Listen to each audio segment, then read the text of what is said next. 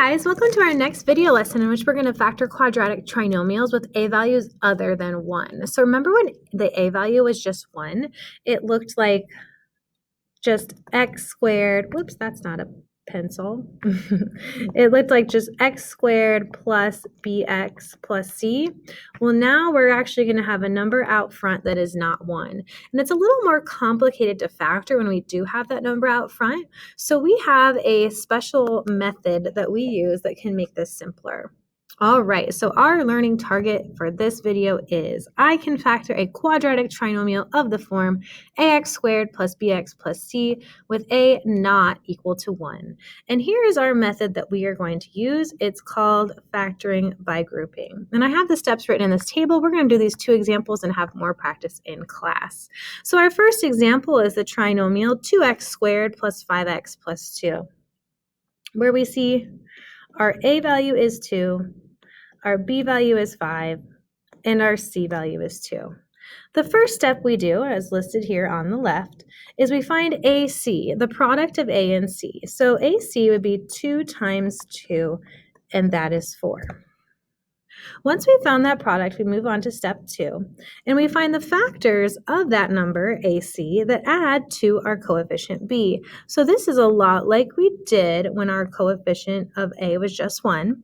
We put our C value on the top. Well, now we're going to put our AC value up there, okay? And we put our B value on bottom, and we're still going to put our B value down there. So we ask ourselves, what factors of 4 add to 5? There's 1 and 4, or there's 2 and 2. So the obvious choice would be 1 and 4, because 1 times 4 is 4, and 1 plus 4 is 5. All right, once we've done that, we rewrite the bx term as 2 separate terms with the numbers we found in step 2. So I'm going to rewrite my original just to show you how we're changing this. So my original expression was 2x squared plus 5x plus 2. And what we're going to do is split this 5x into 4x and 1x, because those are the numbers we found in step 2 up here, okay? But the first and the last terms are going to remain the same. So this is going to be 2x squared plus 4x plus x plus 2. So again, we just split that 5x term into 2 separate terms that still add to 5x. Okay, next step, we group the terms, the first 2 and the last 2 together. So I'm going to write this out, 2x squared plus 4x plus x plus 2.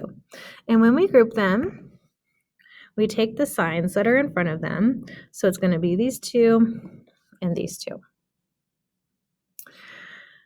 After we do that, we factor out the GCF of each group. So in my first group, I'm looking at 2x squared and 4x. Well, I can take a 2x out of both of those, and that leaves me with x plus 2. Then I have x plus 2 in my second group. Well, nothing can be taken out of that. So what we need to do is understand that there is a 1x, and then obviously 2 is 2 times 1. So I could put plus 1 parentheses x plus 2. This is the only time we really want to take out a 1, and you'll see why. Do you see what has happened here?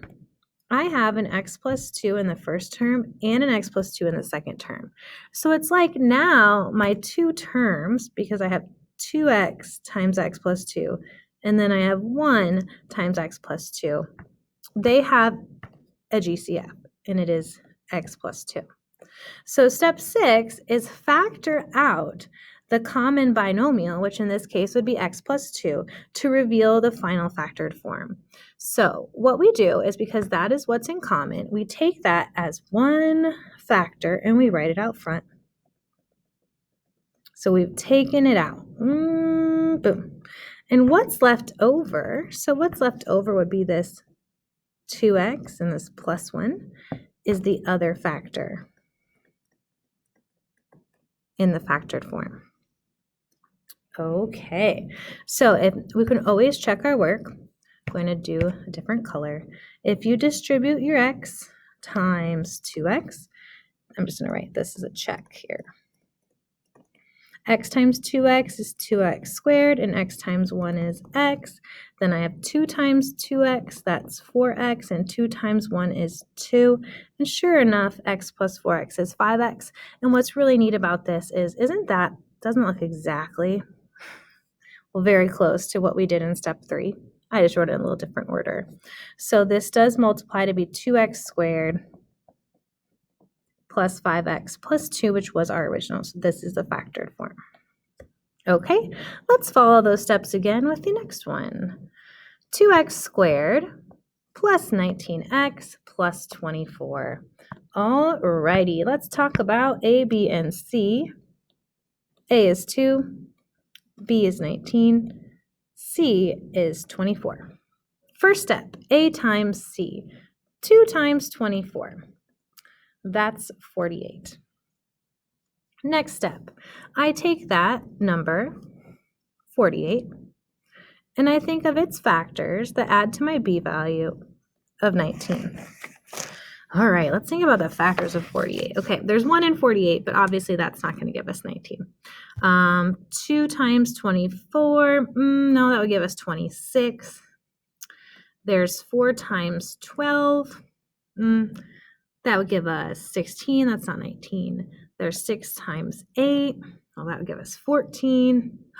Ooh, there's 3 times 16, and sure enough, 3 plus 16 is 19. So we're going to use 3 and 16. Okay, now, next step. We rewrite our trinomial with the b value split into 2. So remember, this was 2x squared plus 19x plus 24.